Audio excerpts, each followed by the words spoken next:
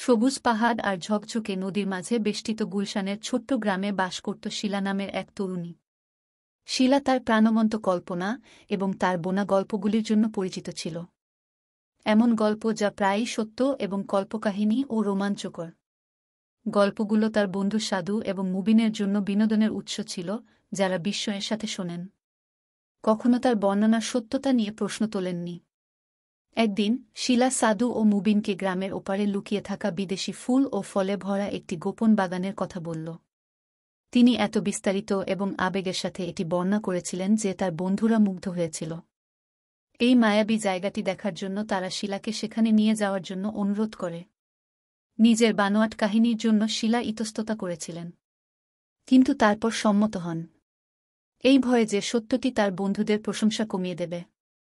পরের দিন সকালে তারা দুঃসাহসিক কাজে রওনা দেয়। শিলা পথের নেতৃত্ব দেয়।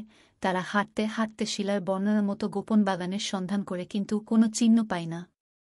অবশেষে হতাশ ও ক্লান্ত হয়ে সাধু ও মুবিন সত্য দাবি করে শিলার মুখোমুখি হয়।